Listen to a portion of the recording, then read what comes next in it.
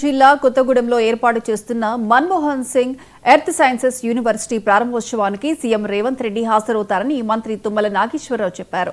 కొత్తగూడెంలోని university ప్రాంగణాన్ని వ్యవసాయ మంత్రి తుమ్మల పరిశీలించారు. సీఎం రానున్న సభాస్థలాన్ని, యూనివర్సిటీ ప్రాంగణాన్ని కలెక్టర్, ఎమ్మెల్యేలతో కలిసి మంత్రి పరిశీలించారు.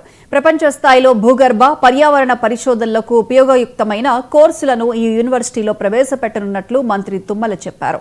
ఈ కార్యక్రమంలో కలెక్టర్ జితేష్ వి పాటిల్, ఎమ్మెల్యేలు జారే ఆదినారాయణ, కోరం కనకయ్య, రామ్దాస్ నాయక్, తెల్లం వెంకట్రావు పాల్గొన్నారు. ముందు ఉస్మానియా కింద ప్రారంభమయ్యి తర్వాత కాకతీయ కిందకి వచ్చింది. కాకతీయ యూనివర్సిటీ కింద నడుస్తూ ఉంది.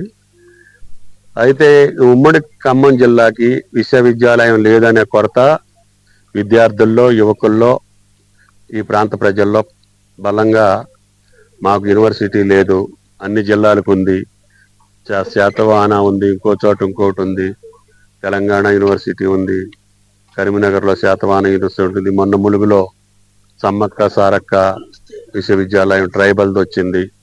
ఇట్లా అన్ని జిల్లాల్లో కూడా ఏదో ఒక విశ్వవిద్యాలయం ఉండటం జరిగింది.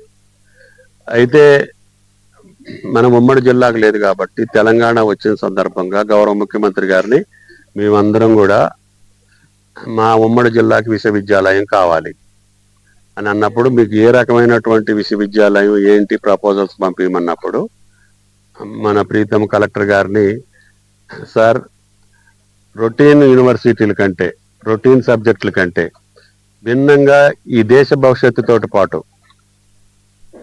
ప్రపంచానికి ఉపయోగపడేటటువంటి సబ్జెక్టులతో ఉన్న విశ్వవిద్యాలయం మాకు కావాలి. ఇది